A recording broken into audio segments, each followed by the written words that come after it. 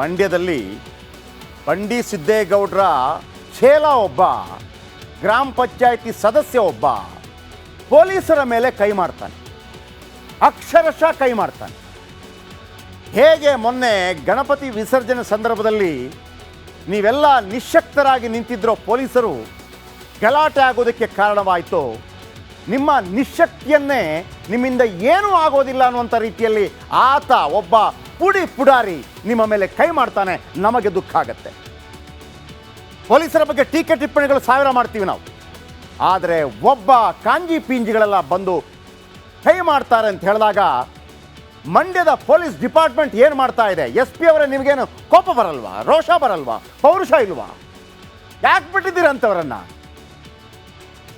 ನಿಮಗೆ ನಿಮ್ಮ ಜೀವಕ್ಕೆ ಅಪಾಯ ಇದ್ದಾಗ ಗುಂಡೊಡಿಬೋದು ತಾನೆ, ಯಾಕೆ ಬಿಟ್ರೆ ಅವನನ್ನು? ಅದು ಕೂಡ ರಿಪಬ್ಲಿಕ್ ಕನ್ನಡದಲ್ಲಿ ಸುದ್ದಿ ಮಾಡಿದ ನಂತರ. ನೋಡಿ, ಒಂದು ಹೇಳ್ತೀನಿ, ಪೊಲೀಸ್ ಮಹಾನಿರ್ದೇಶಕರೇ,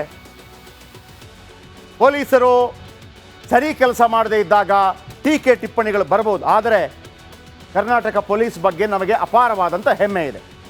ಯಾವುದೇ ಕಾರಣಕ್ಕೂ ಕೂಡ ಒಬ್ಬ MLA ಇರ್ಬೋದು, MP ಇರ್ಬೋದು, ಅಥವಾ ಒಬ್ಬ ಪಂಚಾಯತ್ ಮೆಂಬರ್ ಇರ್ಬೋದು, ನಿಮ್ಮ ಮೇಲೆ ಕೈ ಮಾಡೋದಿದೆಯಲ್ಲ, ಅದನ್ನು ನೀವು ಯಾವುದೇ ಕಾರಣಕ್ಕೂ ಕ್ಷಮಿಸಬಾರ್ದು, ಅದನ್ನು ಬಿಡಬಾರದು. ಇಲ್ಲ ಅಂತಂದರೆ ನಾಳೆ ಹಾದಿ ಬೀದಿಯಲ್ಲಿ ಹೋಗೋವರೆಲ್ಲ ಇದನ್ನೇ ಮಾಡಲಿಕ್ಕೆ ಶುರು ಮಾಡ್ತಾರೆ. ದಯವಿಟ್ಟು ಅದಕ್ಕೆ ಒಂದು ಕಟ್ಟುನಿಟ್ಟಿನ ಕ್ರಮ ಕೈಗೊಳ್ಳಿ, ಅಥವಾ ಸರ್ಕಾರಕ್ಕೆ ಹೇಳಿ, ಈ ರೀತಿ ಪೊಲೀಸರ ಮೇಲೆ ಜನಪ್ರತಿನಿಧಿಗಳಿಗೆ ಕೈ ಮಾಡೋದಕ್ಕೆ ಶುರು ಮಾಡಿದರೆ ಏನು ಗತಿ? ನೋಡಿ ಹೆಂಗೆ ಹೊಡಿತಾನವ, ನೋಡಿ ನೋಡಿ ನೋಡಿ ನೋಡಿ ಪೊಲೀಸರ ಮೇಲೆ.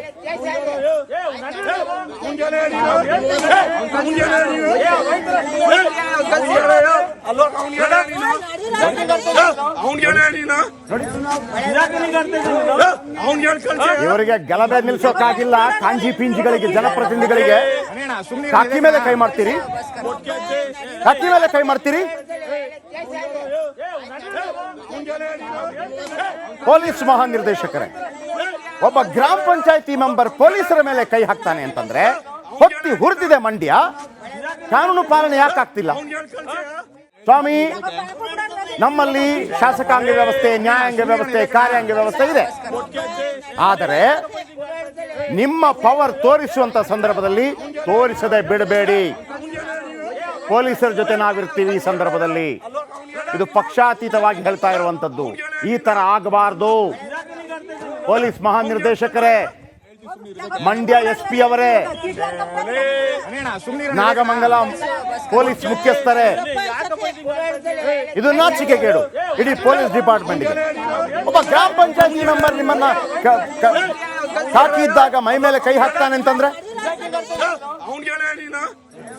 ಪೊಲೀಸ್ ಡಿಪಾರ್ಟ್ಮೆಂಟ್ ಕೇವಲ ಹೆಲ್ಮೆಟ್ ಹಾಕಿಲ್ಲ, ಸಿಗ್ನಲ್ ಜಂಪ್ ಮಾಡಿದ್ರು ಆಗ ಮಾತ್ರ ಬರೋದ ನೀವು? ದಯವಿಟ್ಟು ಆ ಥರ ಆಗೋದು ಬೇಡ. ನಿಮ್ಮ ಕದರ್, ನಿಮ್ಮ ಪವರ್ ತೋರಿಸಿ. ನೋಡಿ, ವಿಘ್ನ ನಿವಾರಕರನ್ನ ಪ್ರತಿಷ್ಠಾಪಿಸಿದ್ದ ಯುವಕರ ಬಂಧನ ಆಗಿದೆ. ಯಾರು ಗಣಪತಿಯನ್ನು ಕೂರಿಸಿದ್ದಾರೆ ಅವರ ಬಂಧನ ಆಗಿದೆ. ಯಾರು ಗಲಾಟೆ ಮಾಡಿದ್ರು ಅವರ ಆಮೇಲೆ. ಈಗ ಅಲ್ಲಿ ಜನ ಹೆದರ್ತಾ ಇದ್ದಾರೆ. ನಮ್ಮ ರಾಜಕಾರಣಿಗಳು ಅಬ್ಬಬ್ಬಬ್ಬ, ಒಂದು ಜನರಿಗೆ ರಕ್ಷಣೆ ಕೊಡೋಕ್ಕಾಗ್ತಾ ಇಲ್ಲ ರಾಜಕಾರಣಿಗಳಿಗೆ. ಜನ ಊರು ತೊರೆದು ಹೋಗ್ತಾ ಇದ್ದಾರೆ, ನಮ್ಮನ್ನು ಅರೆಸ್ಟ್ ಮಾಡ್ತಾ ಇದ್ದಾರೆ ಅಂತ. ಬದ್ರಿಕೊಪ್ಪಲು ಗ್ರಾಮದಲ್ಲಿ ನೀರವ ಮೌನ ಆವರಿಸಿದೆ. ಮನೆಗೆ ಆಧಾರವಾಗಿದ್ದವರು ಇಲ್ಲದೆ ಕುಟುಂಬಸ್ಥರು ಕಣ್ಣೀರಿಡ್ತಾ ಇದ್ದಾರೆ. ಗಣಪತಿ ಪೂಜೆಗೆ ಜನ ಸಿಗ್ತಾ ಇಲ್ಲ, ಗಣಪತಿ ವಿಸರ್ಜನೆಗೆ ಜನ ಸಿಗ್ತಾ ಇಲ್ಲ, ಶೋಭಾಯಾತ್ರೆಗೆ ಜನ ಸಿಗ್ತಾ ಇಲ್ಲ. ಏನು ಕಡಿದು ಕಟ್ಟೆ ಹಾಕಿದ್ರಿ ನೀವು ಅಲ್ಲಿದ್ದ ರಾಜಕಾರಣಿಗಳು? ನಿಮ್ಮಿಂದ ಏನಾಯಿತು ಜನರಿಗೆ? 25 ಕೋಟಿ ಲಾಸ್, ಬೆಂಕಿ. ಆಮೇಲೆ ಪೊಲೀಸರ ಮೇಲೆ ಆ ಕಾಂಜಿ ಪಿಂಜಿಗಳೆಲ್ಲ ಕೈ ಹಾಕ್ತವೆ. ಒಂದು ರಿಪೋರ್ಟ್.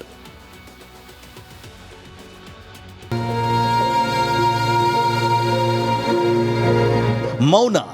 ನಾಗಮಂಗಲದಲ್ಲಿ ಹೊತ್ತಿ ಉರಿದ ಬೆಂಕಿಯಿಂದ ಇಡೀ ಗ್ರಾಮದಲ್ಲಿ ಸ್ಮಶಾನ ಮೌನ. ಗಣಪ ಇದ್ರೂ ಪೂಜೆ ಮಾಡೋರಿಲ್ಲ, ಗಣೇಶನ ಮುಂದೆ ಕುಣಿಯೋಕೆ ಯುವಕರೇ ಇಲ್ಲ.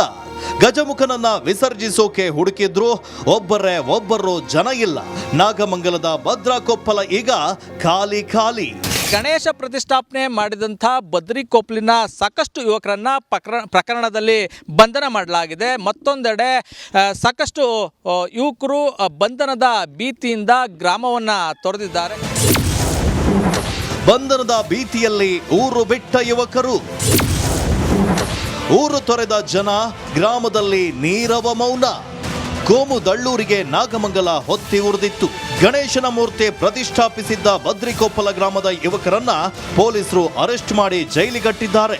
ಬಂಧನದ ಭೀತಿಯಿಂದ ಗ್ರಾಮದಲ್ಲಿರೋ ಯುವಕರೆಲ್ಲರೂ ಊರನ್ನ ತೊರೆದಿದ್ದಾರೆ. ಊರಿನ ರಸ್ತೆಗಳು ಬಿಕೋ ಎನ್ನುತ್ತಾ ಇದ್ರೆ ಅಕ್ಷರಶಃ ನೀರವ ಮೌನ ಆವರಿಸ್ಬಿಟ್ಟಿದೆ. ದೃಶ್ಯದಲ್ಲಿ ಗಮನಿಸ್ತಾ ಇದ್ದೀರಿ, ಇಡೀ ದೃಶ್ಯದಲ್ಲಿ ನೋಡ್ತಾ ಇರುವಂಥದ್ದು ಖಾಲಿಯಾಗಿರುವಂತಹ ವಾತಾವರಣ. ಈ ಹಿಂದೆ ಅಂದರೆ ಗಣೇಶ ಪ್ರತಿಷ್ಠಾಪನೆಗೂ ಮುನ್ನ ಈ ಗ್ರಾಮದಲ್ಲಿ ಏನು ಯಾವಾಗಲೂ ಜನರು ತುಂಬಿ ತುಳುಕ್ತಾ ಇದ್ರು, ಸಾಮಾನ್ಯ ಯುವಕರು ಓಡಾಡ್ತಾ ಇದ್ರು. ಆದರೆ ಇದೀಗ ಇಡೀ ಗ್ರಾಮ ಖಾಲಿಯಾಗಿರುವಂಥದ್ದು, ಜೊತೆಗೆ ಮನೆಗಳಲ್ಲಿ ಮಹಿಳೆಯರು ಹಾಗೂ ಮಕ್ಕಳು ಮಾತ್ರ ಇರುವಂಥದ್ದು. ಸದಾ ಲವಲವಿಕೆಯಿಂದ ಇರುತ್ತಿದ್ದ ಗ್ರಾಮದಲ್ಲಿ ಮಂಕು ಕವಿದು ಬಿಟ್ಟಿದೆ. ಮನೆಗೆ ಆಧಾರವಾಗಿದ್ದವರು ಇಲ್ಲದೆ ಕುಟುಂಬಸ್ಥರು ಕಣ್ಣೀರು ಹಾಕ್ತಾ ಇದ್ದಾರೆ. ಊರಿನ ಪರಿಸ್ಥಿತಿ ಮಕ್ಕಳು ಮರಿ ಇಲ್ದಲೆ ಜೀವನ ನೋಡಿ ಹೆಂಗಾಗದೆ, ಬೀದಿ ಅನ್ನಿಸ್ತಾ ಇಲ್ಲ ಸರ್, ಊರು ಅನ್ನಿಸ್ತಾ ಇಲ್ಲ, ಖಾಲಿ ಹೊಡಿತಾ ಇದೆ ಸರ್.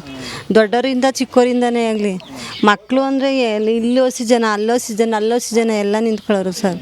ಎಲ್ಲ ಒಂಥರ ಬಿಕ್ಕಾಳ ಅನ್ನಿಸ್ತದೆ, ಮನೇಲಿ ನೆಮ್ಮದಿ ಇಲ್ಲ ಸರ್. ದುರಂತ ಅಂದ್ರೆ ಬದ್ರಿಕೊಪ್ಪಲಲ್ಲಿ ಗಣಪ ಇದ್ರೂ ಪೂಜೆ ಮಾಡೋರಿಲ್ಲ, ಗಣೇಶನ ಮುಂದೆ ಕುಣಿಯೋರಿಲ್ಲ, ವಿಘ್ನ ನಿವಾರಕನನ್ನ ವಿಸರ್ಜನೆ ಮಾಡೋಕೆ ಜನರೇ ಇಲ್ಲ. ಒಂದು ಕೋಮುದಳ್ಳೂರಿ ಎಷ್ಟು ಅಪಾಯಕಾರಿ ಅನ್ನೋಕೆ ಈ ದೃಶ್ಯವೇ ಸಾಕ್ಷಿ.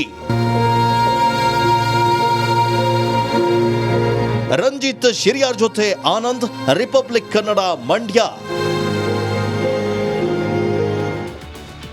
ಅಲ್ಲಿ ಒಂದು ಗಣೇಶೋತ್ಸವ, ಶತಮಾನಗಳಿಂದ ನಡೀತಾ ಇರುವಂಥ ಗಣೇಶೋತ್ಸವ ಭಾರತದಲ್ಲಿ. ಒಂದು ರಕ್ಷಣೆ ಕೊಡೋಕ್ಕಾಗ್ತಾ ಇಲ್ಲ. ಅದರ ನಡುವೆ ಇಂಥ ಕ್ಯಾಂಜಿ ಪಿಂಜಿಗಳೆಲ್ಲ ಬಂದು ಪೊಲೀಸರ ಮೇಲೆ ಕೈ ಹಾಕ್ತಾರೆ ಅಂತಂದರೆ ಏನು ಕಥೆ? ಬಂಡಿ ಸಿದ್ದೇಗೌಡರ ಶಿಷ್ಯ ಅಲ್ಲಿ ರಕ್ಷಣೆ ಕೊಡಲಿಕ್ಕಾಗಿಲ್ಲ ಅವ್ರಿಗೆ. ಅಲ್ಲಿ ಬೆಂಕಿ ಸುಟ್ಟೋಯ್ತಲ್ಲ, ಹಾಗೇನು ಮಾಡೋಕ್ಕಾಗಿಲ್ಲ. ಈಗ ಪೊಲೀಸರ ಮುಂದೆ ದರ್ಪ, ಓರ್ವ ಕಾಂಗ್ರೆಸ್ ನಾಯಕನ ದರ್ಪ. ಪೊಲೀಸ್ ಮಹಾನಿರ್ದೇಶಕರೇ, ಗೃಹ ಸಚಿವರೇ, ಎಲ್ಲಿಗೆ ಬಂತು ಕರ್ನಾಟಕದ ಕಾನೂನು ಸುವ್ಯವಸ್ಥೆ? ಅವತ್ತಿಂದ ಹೇಳ್ತಾ ಇದ್ದೀರಿ ಶಾಂತಿ ನೆಲೆಸಿದೆ. ಇಲ್ಲಿ ಡಿಸ್ಕೋ ಶಾಂತಿ ಕೂಡ ನೆಲೆಸಿಲ್ಲ.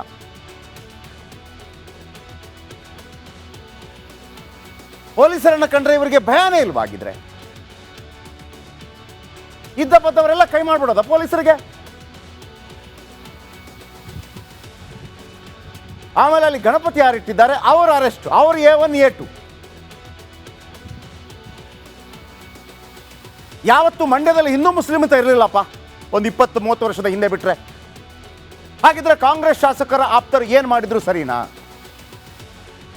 ಪೊಲೀಸರನ್ನು ಎಳೆದಾಡಿ ಕಾಂಗ್ರೆಸ್ ನಾಯಕರು ದರ್ಪ ಮೆರೀತಾರೆ.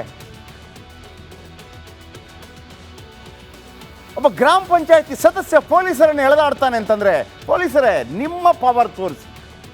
ಯಾರೇ ಆಗಿರಲಿ, ಅವನು ಕಾಂಗ್ರೆಸ್ನವನೋ, BJP ಅವನೋ, JDS ಅವನೋ, ಅವನು ಆ ಧರ್ಮದವನೋ ಈ ಧರ್ಮದವನೋ, ನಮಗೊಂದು ಸಂವಿಧಾನ ಇದೆಯಲ್ಲ, ನಮಗೊಂದು ಕಾನೂನು ಇದೆಯಲ್ಲ, ಈ ನೆಲಕ್ಕೊಂದು ಕಾನೂನು ಇದೆಯಲ್ಲ, ಅದನ್ನು ಮಾಡಿ. ಮಂಡ್ಯದಲ್ಲಿ ಕೈ ಶಾಸಕನ ಆಪ್ತರಿಂದ ಗೂಂಡಾಗಿರಿ ನೋಡಿ. ಗಣೇಶ ಮೆರವಣಿಗೆ ವೇಳೆ ಅನಿಲ್ ಕುಮಾರ್ ಖ್ಯಾತೆ ತೆಗಿತಾನೆ. ಮಂಡ್ಯದ ಕಮ್ಮನಾಯಕನಹಳ್ಳಿ ಗ್ರಾಮದಲ್ಲಿ ಘಟನೆ ನಡೆಯುತ್ತೆ. ಕಾರ್ನಲ್ಲಿ ತೆರಳುತ್ತಾ ಇದ್ದ ಚಂದ್ರೇಗೌಡರನ್ನ ತಡೆದು ಗಲಾಟೆ ಮಾಡ್ತಾನೆ. ಗಲಾಟೆ ತಡೆಯಲು ಬಂದ ಪೊಲೀಸರಿಗೆ ಆವಾಜ್ ಹಾಕ್ತಾನೆ. ನಂತರ ನಾವು ರಿಪಬ್ಲಿಕ್ ಕನ್ನಡದಲ್ಲಿ ವರದಿ ಬಿತ್ತರಿಸ್ತಾನೆ ಹೋಗ್ತೀವಿ. ಆಮೇಲೆ ಅನಿಲ್ ಬಂಧನ ಆಗತ್ತೆ. ಪೊಲೀಸ್ ಮಹಾನಿರ್ದೇಶಕರೇ, ಮುಖ್ಯಮಂತ್ರಿಗಳ ಬಳಿ ಹೇಳಬೇಕು ನೀವು ಇದನ್ನು, ಹಿಂಗಿಂಗೆ ಆಗ್ತಾ ಇದೆ. ನಮಗೆ ಒಂದು ದೊಡ್ಡ ಭರವಸೆ ಇದೆ ಸಿದ್ದರಾಮಯ್ಯನವರ ಮೇಲೆ. ಪೊಲೀಸರ ಮೇಲೆ ಕೈ ಮಾಡುವಂಥವರನ್ನು ಅವರು ಕ್ಷಮಿಸಲಾರರು ಅಂತ ಅಂದ್ಕೊಂಡಿದ್ದೀನಿ.